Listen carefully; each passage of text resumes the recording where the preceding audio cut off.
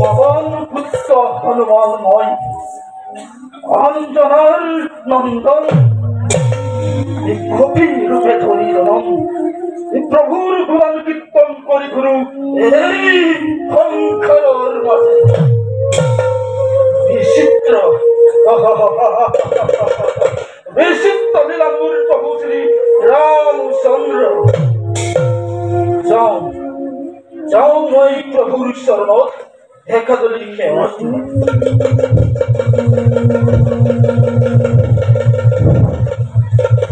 জয় শ্রীরাম নমো নমো রঘুমনি অগতির গতি তোমার শরণে প্রভু মিনতি ময়তি মূঢ়মতি না জানো ভক্তি দুষ্ট রঘুমনি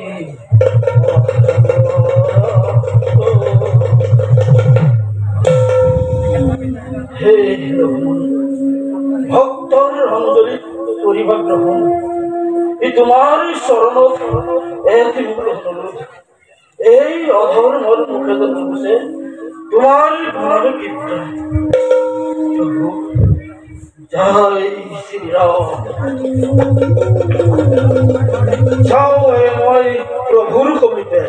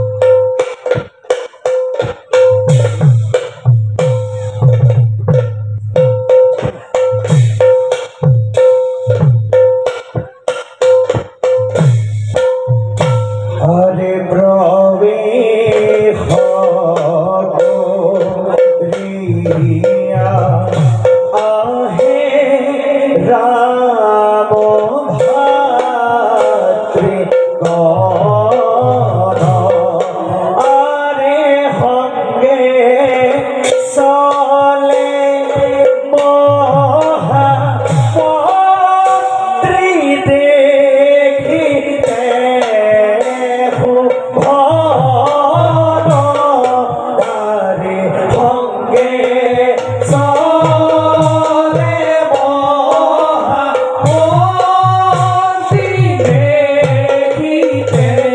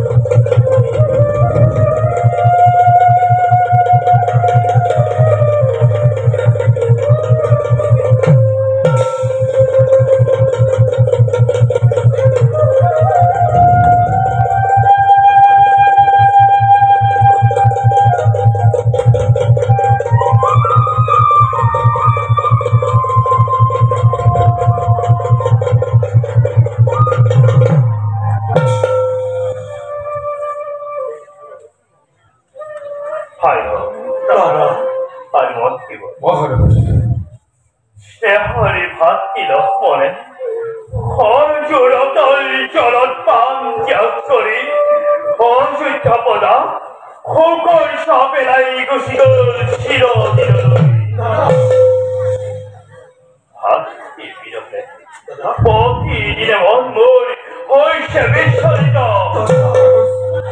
রাস কার্য পদা পালন এগুতে মোর মন স্থির করব করা নাই লক্ষ্মণৰ বিশ্বেৰ আপনিয়ে আপোনাৰ লগতে অযোধ্যাৰ প্ৰতিজন বিহাৰৰ সাগৰত কৰিছে নিমন্ত্ৰিত মন স্থিৰ কৰি ধৈৰ্য সাৰথি কৰি আপোনাৰ কাৰ্য কৰিব লাগিব তুমি ধৈৰ্য ধৰিব লাগিব তুমি যদি ধৈৰ্য নধৰা তেতিয়া এই স্বৰ্ণময় অযোধ্যাৰ কিনি নকৰাব দাদা মৰণৰ শ্মশানত পৰিণত হ'ব এই স্বৰ্ণময় অযোধ্যা তোমাকে স্থিৰ কৰি আছে অযোধ্যাৰ শত শত প্ৰজাজন তেনেস্থলত তুমি ধৈৰ্য ধৰি ৰাজ কাৰ্য সুচাৰুৰূপে পৰিচালনা কৰিব লাগিব দাদা যিদিনাখন লক্ষ্মণে সৰজৰ অতুল উত্তৰত প্ৰাণ বিসৰ্জন দিছিল সেইদিনালৈ মন কৰা দাদা কিদৰে এই অযোধ্যাবাসীয়ে ভাতৃৰ বিৰহত আকুল হৈ পৰিছিল আৰু অযোধ্যাৰ ছবি উঠিছে কান্দোনৰ ভাই উঠিছিল দাদা লক্ষ্মণৰ বিৰহে আপোনাৰ লগতে অযোধ্যাবাসীৰ মন প্ৰাণ জৰ্জৰিত কৰি তুলিছিল সেইবাবে দাদা ধৈৰ্যকে সাৰথি কৰি আপুনি ৰাজ্যভাৰ পৰিচালনা কৰিব লাগিব তোমালোকৰ কথা মই সকলো বুঝি কিন্তু মনে মোৰ নামানে বুঝলি সেই লক্ষ্মণে অনাহারে অনিদ্রারে 70 বছর খাটিছিলেন বড়বা এই দুর্ভোগের আমার ভাবে মূর্তি স্নেহর ভাতৃ এই নিষ্ঠুর আমি অকালকে বিখণ্ড এই হুকরি খাগর পার হই নোয়ার পারিব মই আর রাস কার্য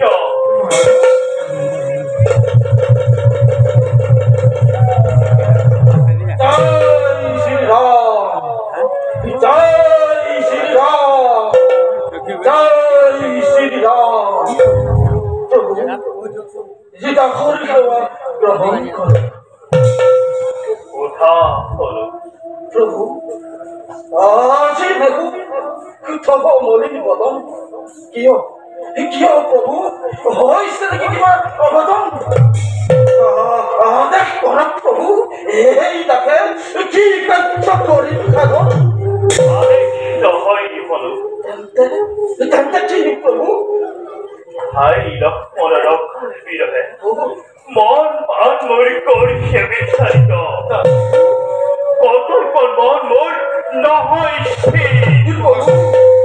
কেনে ধরে এই অশিক্ষা রাজ খেয়ে খাখানে বহে রাজ কার্যময় ঘোষণা পালন করি প্রভু কুমার লক্ষ্মণ অকাল বিরহ আপনার লগতে আমার সকলের মন অশান্ত করে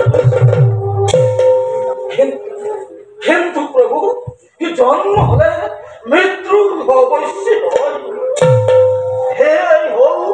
সেয়াই হল সেই সংসাৰৰ নীতি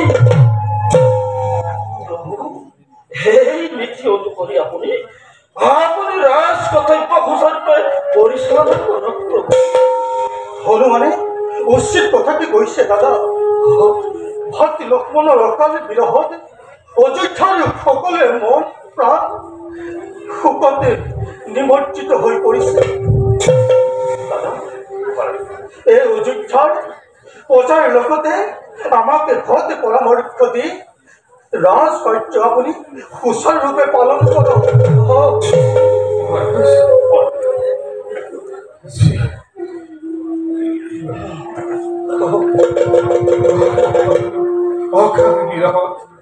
আমার সকলের পদ হইতে প্রভু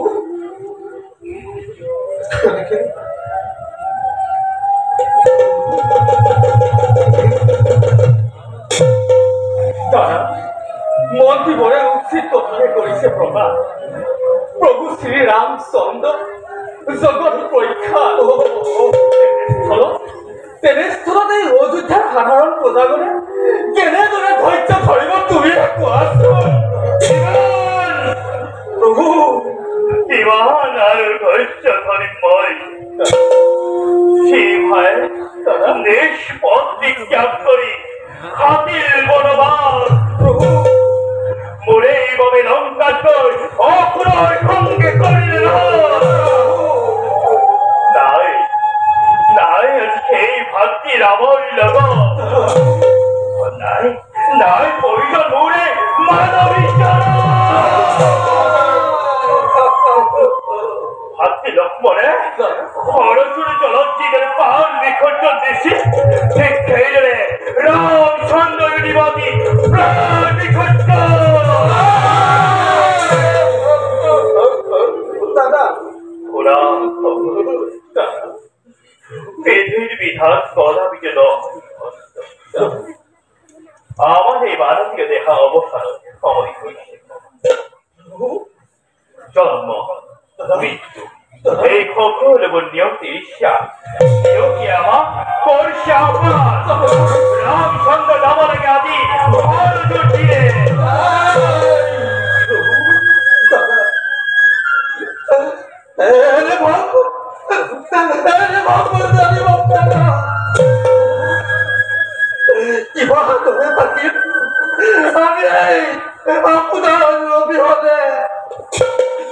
আপনার অবিহনে কি হব এই অযোধ্যার?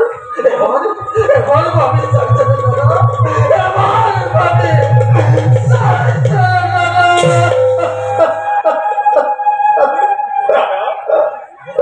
তোমার কেনে ধরনের সিদ্ধান্ত ভুল ধারণা দাদা ভুল ধারণা। তুমি তোমার সিদ্ধান্ত সলনি করা দাদা।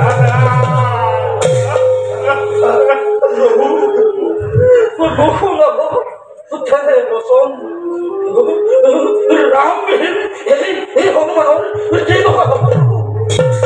কেনেদৰে কেনেদৰে তোমাৰ এই ভক্ত থাকিব জীয়াই? নাই নাই প্ৰভু আপুনি সাৱধানী বৈকুণ্ঠলৈ যাব নোৱাৰে প্ৰভু, বৈকুণ্ঠলৈ যাব নোৱাৰে। আপনি রাজ্য ঘুরি করতে আপনি যদি আমার এই করে আমার ফেরি যাব আমার কি হব? আমি করে এই রাম রাজ্য করিব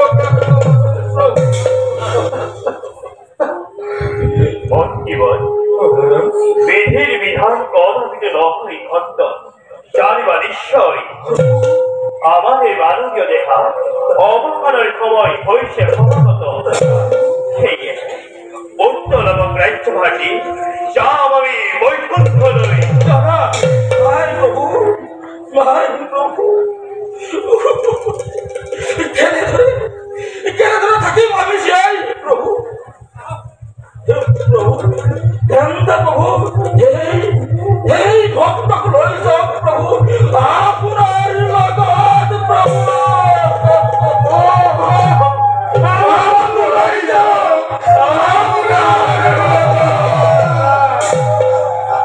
নালাগে নালাগে যাব তোমালোক ৰামৰ লগত। ৰাম ৰাজ্য থাকি নতুন দিগন্ত ঘোষণা কৰিবলৈ সেই দায়িত্ব দিল তোমাক। গতিকে কালিলৈ পত্ৰিকতে উত্তৰ এবং ৰাজ্য ভাটি ভাটি বছৰে আমি গৰিব মোৰ এই শুভ কাৰ্যত সকলোৱে কৰিব সহায় জানো। মহাৰাজ উপযুক্ত উপযুক্ত মুক্তা ৰাজ্য ভাৰি দিয়া ৰসাৰ কৰ্তব্য ৰহমক ৰাজ্য ভাৰি দিয়া ময়ূৰ অন্তৰে কৰু তেন্তে মন্ত্ৰীবৰ ৰাষ্ট্ৰভিষেকৰ সকলো নিজন সম্পূৰ্ণ কৰক। মোৰ প্ৰিয় ভক্ত হনুমান, প্ৰভু তুমি কালিলৈ লবকুশ ৰাজসভাৰ নাম ব্যৱস্থা কৰিবা। আপনাৰ আদেশ মই ই নত ঘিৰে কৰিম অনন্ত।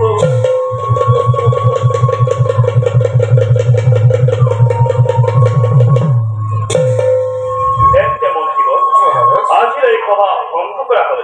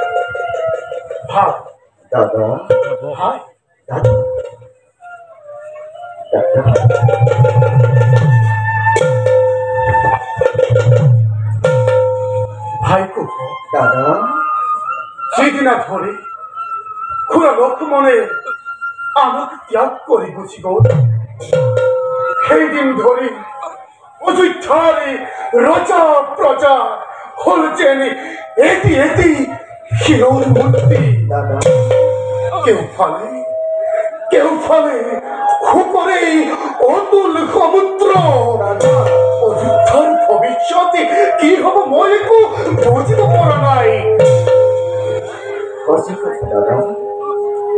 লক্ষ্মণ অবিহনে এই অযোধ্যা নগৰ যেন হল শ্মশানত পৰিণত। অযোধ্যাৰ সকলোতে বিষাদৰ স্বৰ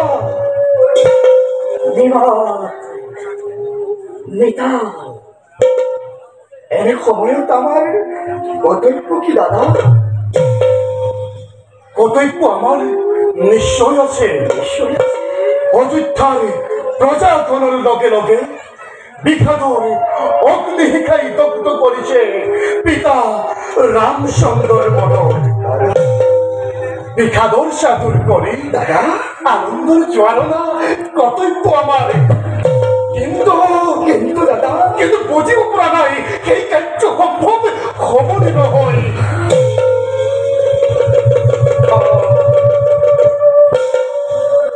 বসাবত কেনে আছা তোমালোক?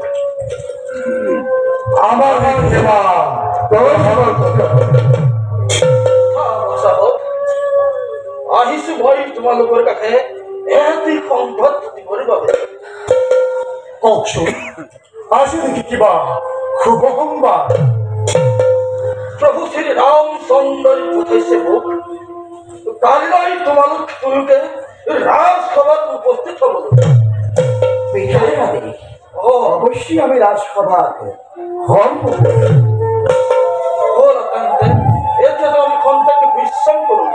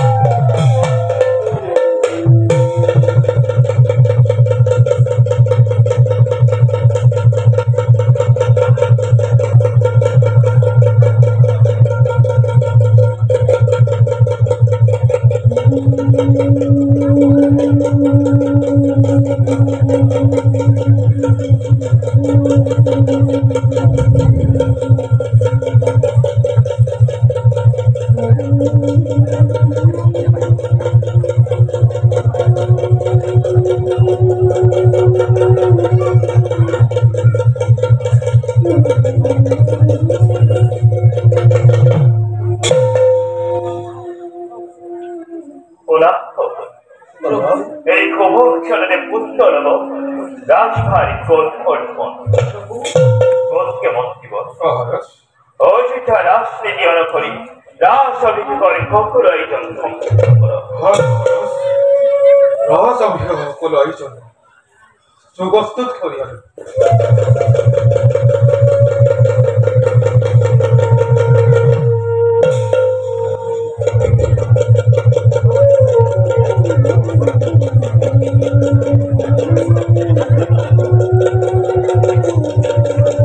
পিতা আপনার সেবা গ্রহণ করুন। মঙ্গল হোক বাসা হোক। পিতা আপনার আদেশত রাজসভাত হৰ উপস্থিত কি কৰ্তব্যৰ প্ৰতি আদেশ আপোনাৰ? বাসা হোক। পিতা আজি বহুকাল ধরে রাজ্য শাসন করি মন মোর একেবারে হয়েছে সেই পূর্ব নীতি অনুকরি তোমার দুইকে রাজভারী করুয়া সিদ্ধান্ত নাই পিতা বাসা নব পিতা হবা তুমি অযোধ্যার রাজা আর বাসায় কোথায় তোমার যুবরাজ হিসাবে করিব সহায় মনস্তা রাজা আর যুবরাজর কর্তব্য সমান। পিতা নাই নাই পিতা নালাগে মোক এই অযোধ্যার রাজসিংহাসনে শরণার্থী কৰিছো কাকতি আপোনাৰ জীৱিত কামত মোক এনে কোনো ভাৰ নিদিব পিতা। আজি হঠাতে এনে আপুনি গুৰু দায়িত্ব আমাক অৰ্পণ কৰিব খুজিছে। হে পিতা এই মাতৃহারা পুত্র অনুরূপী রক্ষা করে আপনি সিংহাসনত বহি আনন্দ মনে রাজকার্য করত পালন। আমি সাধ্য মানে আপনার রাজকার্য করি পিতা। তোমাকে ভাবিছ আজি রেখে অশিক্ষা রাজসম্ভব এজন্য পিতৃর অবৈধ সন্তান জন্ম হওয়া নাই। পিতা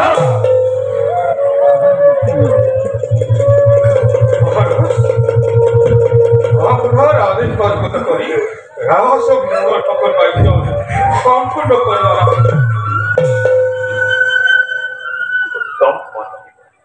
এই খবর কারণে বোধল এবং রাষ্ট্রপতি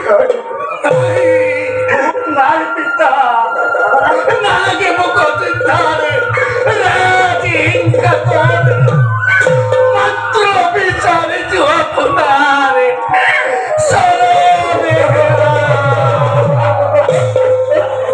বস মিশতে বেজার নকরিবা পূর্ব নীতি অনুকরি তোমাকে ওই দিন পুত্রকে রাজশিক্ষাখন অর্পণ করিব লাগিব আৰু বনবস্তি গত পালন কৰিব লাগিব। পুত্ৰ লব ৰাজসিংহাসন গ্ৰহণ কৰি বনবস্তি গত পালনৰ বাবে দাদাক বিদায় দিয়া। কাকে বিদায় দিব লাগে খুড়া?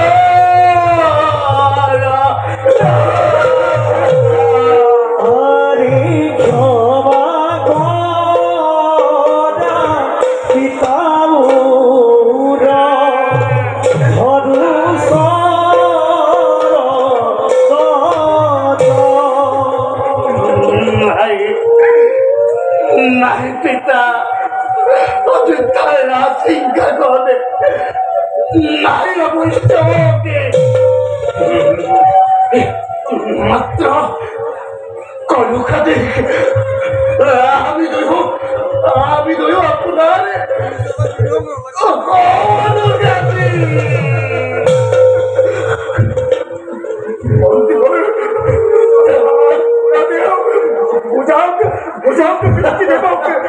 মনৰ সংকল্প পৰিহাৰ কৰি অযোধ্যা ৰাজসিংহাসন সুচাৰুৰূপে পৰিচালনা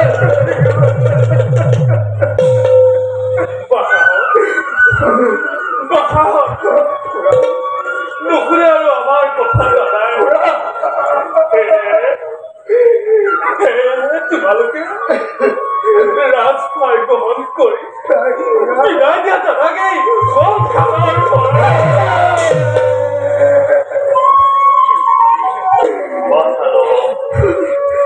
নহবা অবুজন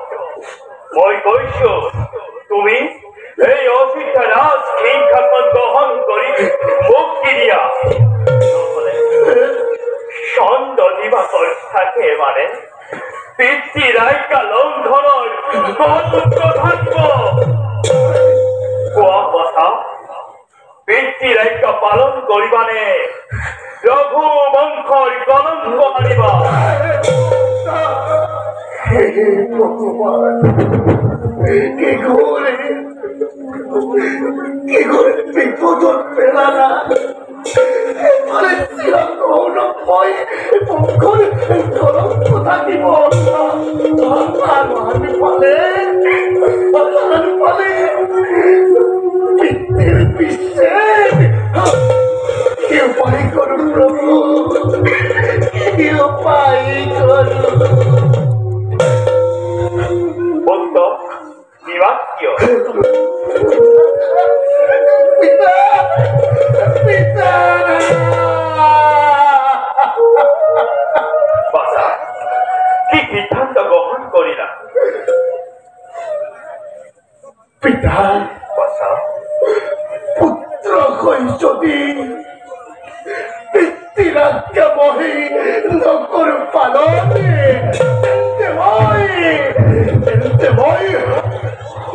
মহাপাপী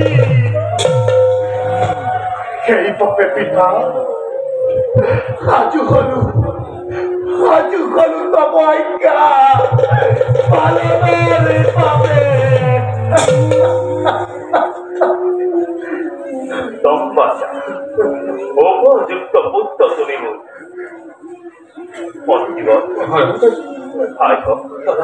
আর হনুমান এই কুভক্ষণে অযোধ্যা রাসমুকুল পুত্র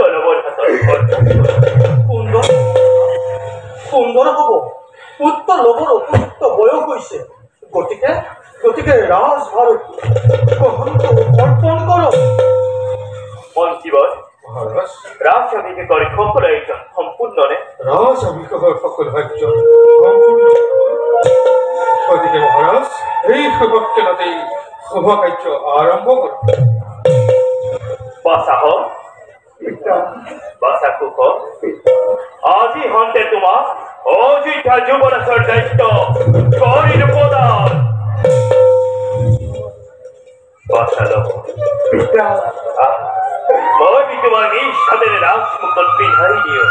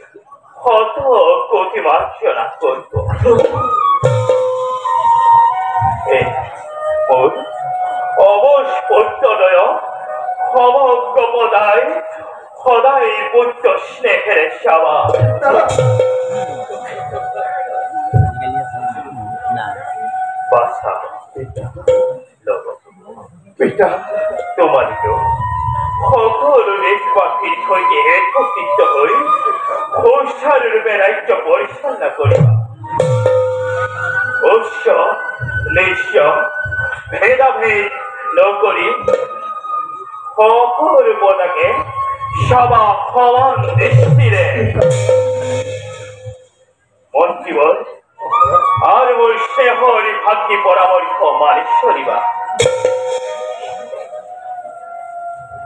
আগের বাটি করিল পিতা, আপনার আজ্ঞা পালন করিব নই। ভগবানের যেন মুক্তি কৌমতি বিদায় বিদায় পিতা, বিদায় বেলা সন্তানের সেবা করিবা। প্রভু প্রভু এই ভক্তর যুগে যুগে শান্তমনাম ঘুষে আমার মুখ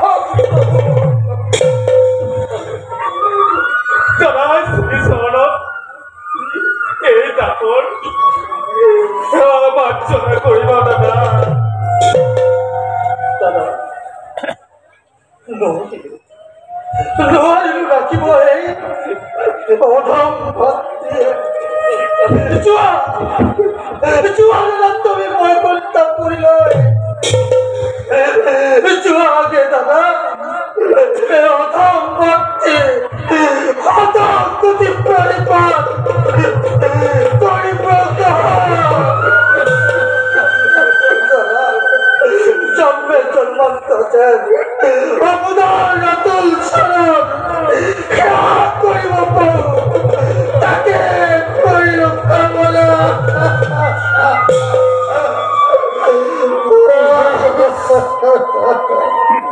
বড় দুঃখী হইলে আমার কিরণ আশীর্বাদ করছো সকলে সকলে নিঃ কর্ম সকলে অস্মিতায় রাজ সিংহাসন অতিকে পবিত্র হইয়াছে চিরকাল শৈশবঙ্কর কত অঞ্চলেতে তোমার করিলে আগ্রহ মহাত্মে হরিচন্দ শ্রীকান্ত হর কত জনে তুমি গৌরবে করিলে ধারণ আমি মৌরে অবস্পুত্তদয় নহমানিষ্পাম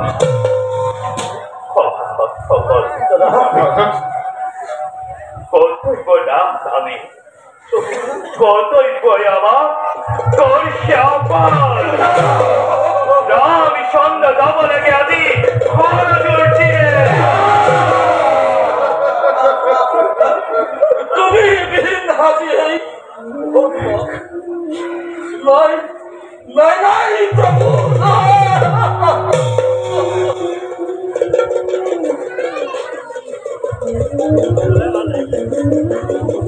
বাচ্চা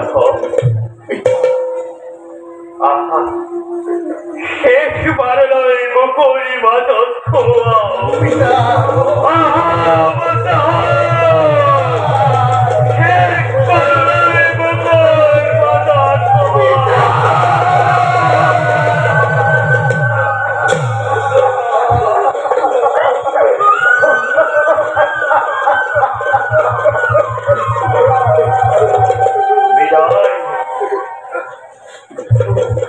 বিদায় মস্তিবত বিদায় সেহারি ভাতৃগণ দেখা দেখা সর্বজন ঈশ্বর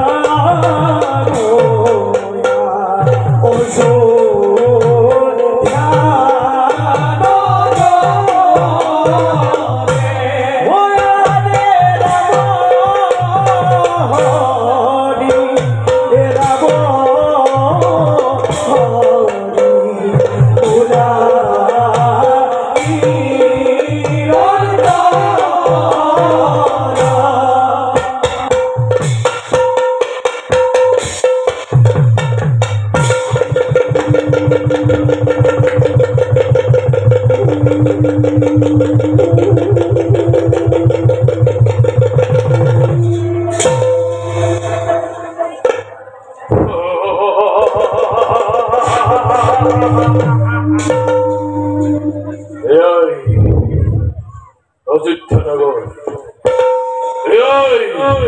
অযোধ্যানগর ইয়াতে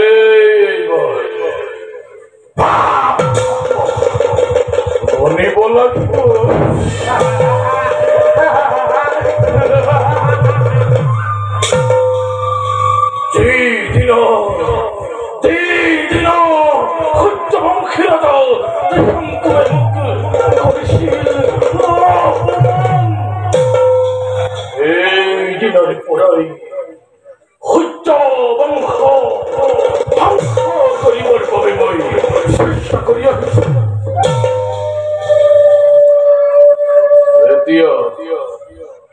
এতিয়া ত্ৰেতা যুগৰ অৱসানৰ সময় সমাগত নাথাকিব কোনো সমকক্ষ দেৱতাই পাপৰ সন্মুখ যাও প্ৰসংগ অযোধ্যাৰ মন্দিৰপুৰত অৰংগৈ প্ৰৱেশ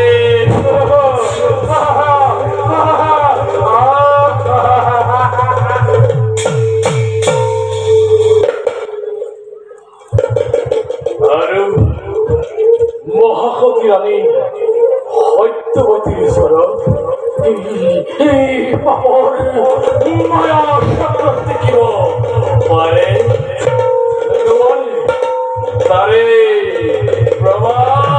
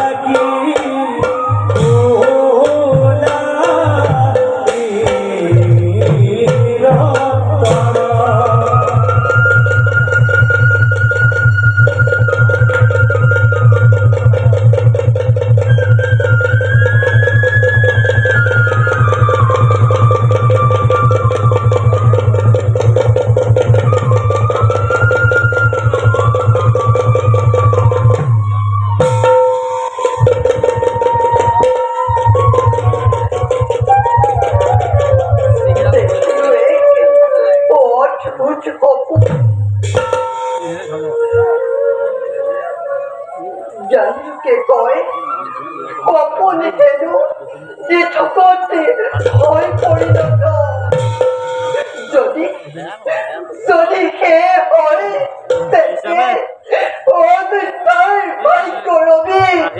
মার যাব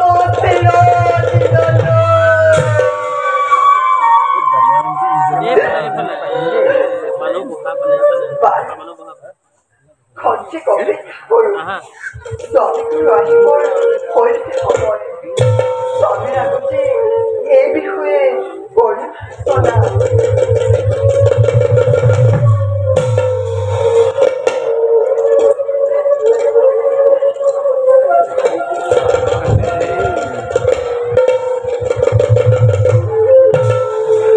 মহারানীর জয় হোক।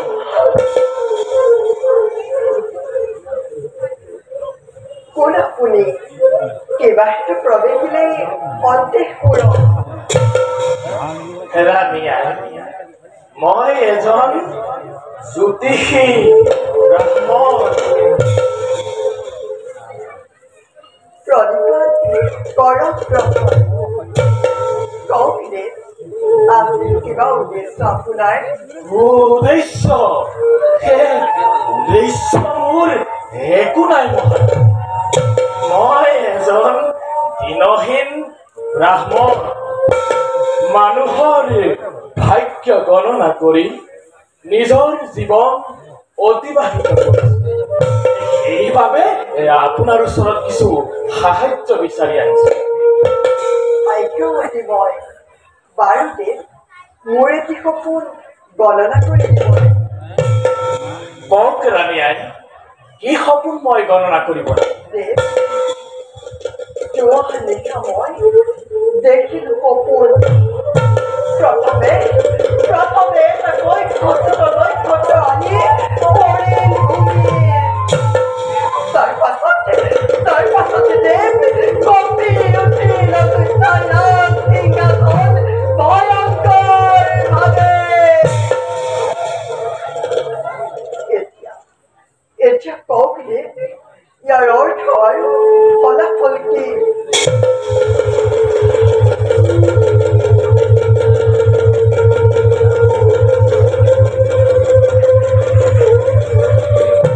ৰাণী আই, সূৰ্য বংশৰ এজনে নিষিদ্ধ বিবাহ কৰি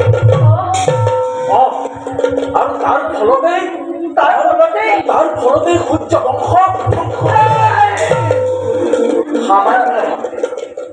সামান্যভাৱে মাত্ৰ অস্তিত্ব থাকিব আৰু ৰাণী আই, এই যুৱকৰ বাবে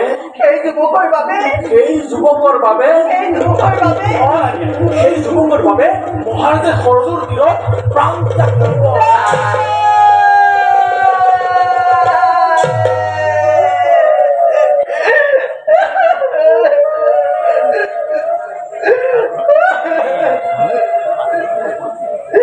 কি ক'লে দেৱ সূৰ্য বংশ ধ্বংস হ'ব ইয়াৰ প্ৰতিকাৰৰ কোনো উপায় নাই উপায় দিয়ক প্ৰতিকাৰৰ উপায় দিয়ক ৰাণী আই, দেৱ ৰাজভাতা কুশ আৰু নাগ কন্যা সুজাতাৰ বিবাহ বান্ধোন আৰু ইয়াৰ প্ৰতিবিধানৰ কোনো উপায় নাই ৰাণী আই। ৰাণী আই, মই আহিলোঁ।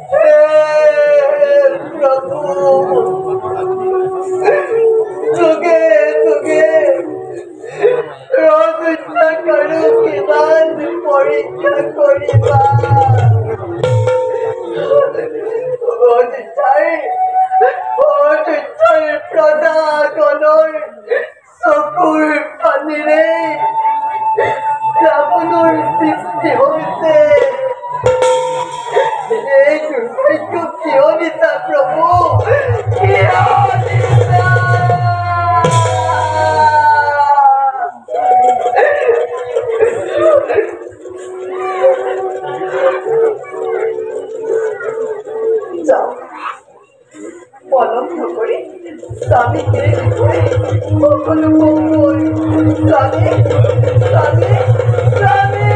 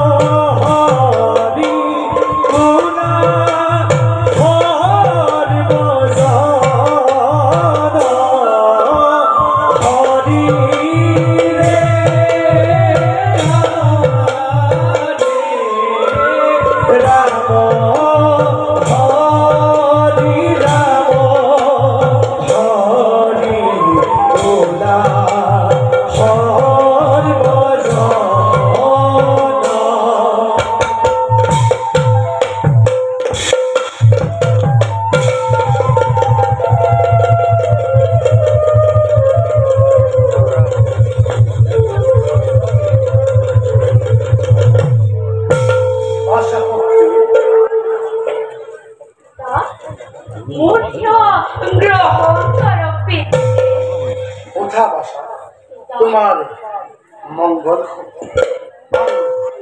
বাসু বাসা গুরুগৃহ থাকি তুমি কি কি শিক্ষা লাভ কৰিলা? বহুতো শিক্ষা শাস্ত্ৰ বিষয়ত গুৰুগৃহত অধ্যয়ন গুৰুদেৱক ধনবিদ্যাহে দিয়ালা। বাসা তুমি ধনুবিদ্যা ল'বলৈ এতিয়াও বহুত বাকী। বৰ্তমান বাল্যকালত হস্তবিদ্যাৰহে সময়। আৰু কোৱাচোন তুমি ৰামায়ণ শাস্ত্ৰ অধ্যয়ন কৰিছানে? মই ৰামায়ণ অধ্যয়ন কৰিছো। ৰামায়ণত আমাৰ পিতা ৰামচন্দ্ৰৰ কথা আছে আৰু সীতাৰ কথা আছে। পঢ়িবৰ বৰ আনন্দ লাগে। আৰু শুনো বাসা, ৰাৱণকে কোনে বধ কৰিছিল? জানো পিতা, আমাৰ পিতামহ শ্ৰী ৰামচন্দ্ৰ। ৰামচন্দ্ৰ বড় ডাঙৰ বীৰ আছিল পিতা। হয় বাসা, তুমি তো ৰামচন্দ্ৰৰ দৰে মহান বীৰ হ'ব লাগিব।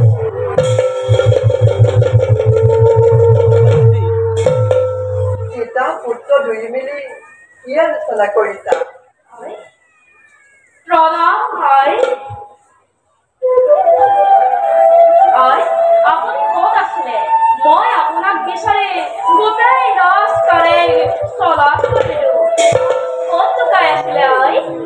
বাছা, আই মই মন্দিৰত আছিলো। অসময়ত পূজা মন্দিৰতে কি কৰি আছিলা?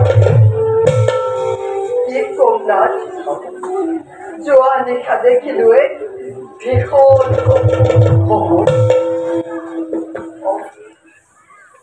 আৰু সেই সপোনৰ কথা এজন জ্যোতিষীৰ দ্বাৰা গণনা কৰাই জানিব পাৰিলো এই ৰঘু বংশৰ অপূৰ্ণ গৌৰৱ লোপ পাব সেইবাবে নাথ অযোধ্যাৰ মংগলৰ বাবে মন্দিৰত পূজা কৰি আছিলো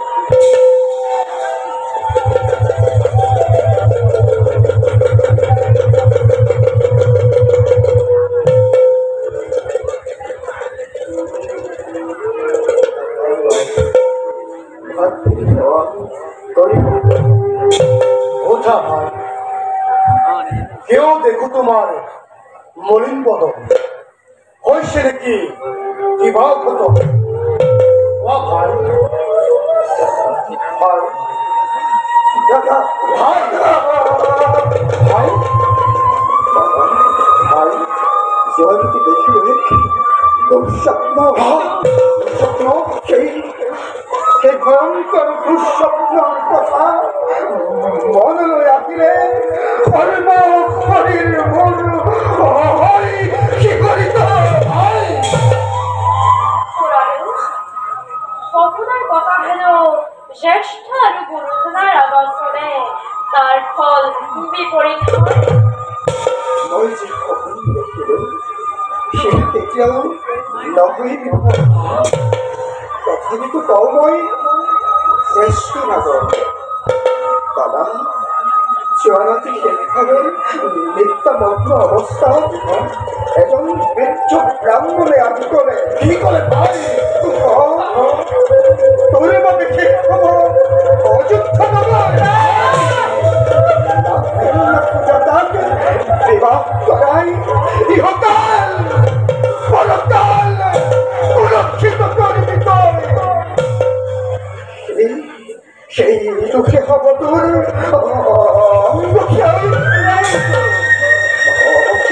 দাদাই দাদাই ভাই কৰিব ভাই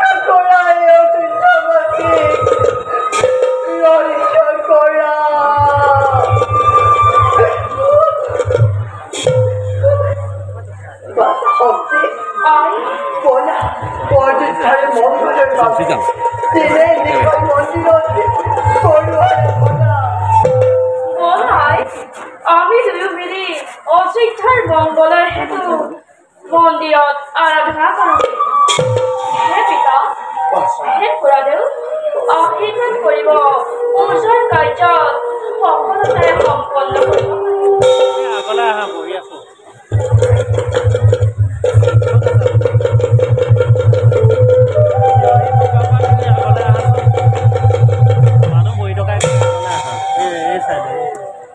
ৰাস্তাৰ কাৰণে নহয় এইফালে আহিব লগা বিপদৰ বাবে ধৈৰ্য ধৰাই আৰু ঘৰে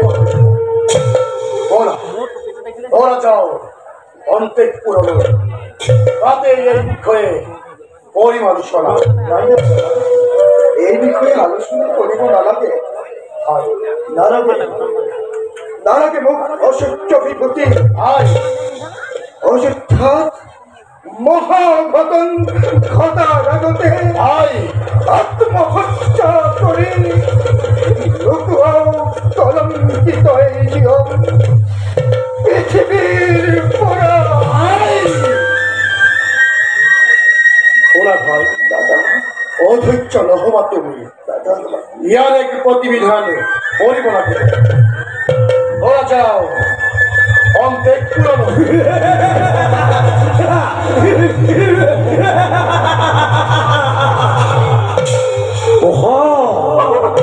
তোর বাবে ভগ হব অযোধ্যা নগর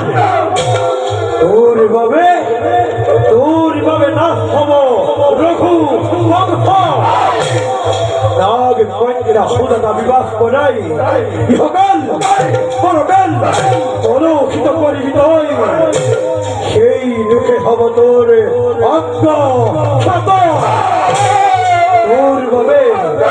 তোর ভাবে চাহ ও সুচ্ছা নগর তোর ভাবে রঘুকুল হব পতন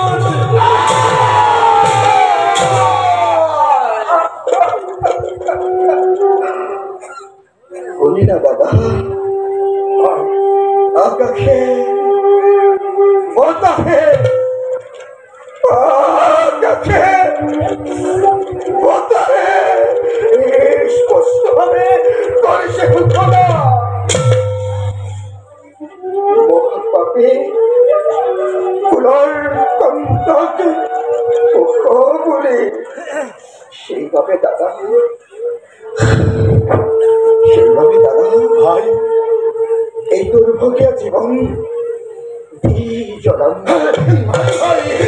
অযোধ্যার গৌরব রাখিম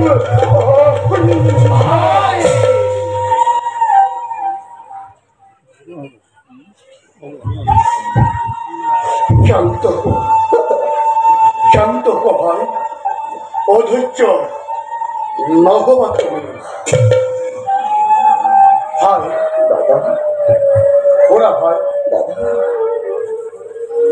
শান্ত দাদা অধৈর্য নগমা তুমি ইয়ার এক উপায় করিব লাগিব দাদা ও ভাই ইয়ার এক উপায় করিব লাগিব দাদা মনের শান্তির পাবে দাদা কিছুদিনলৈ মৃগয়াৰ হেতু অবৈধলৈ তুমি কৰাটো আৰু আৰু তুমি মৃগয়াৰ পৰা ঘূৰি অহাৰ আগে ইয়াৰ প্ৰতিবিধানৰ মই কৰিব পাৰোঁ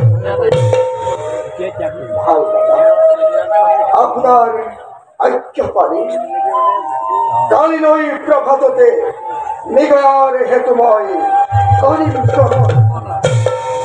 ওৰা তেমতে ভাই ক্ষণ থেকে বিশ্ৰাম কৰুন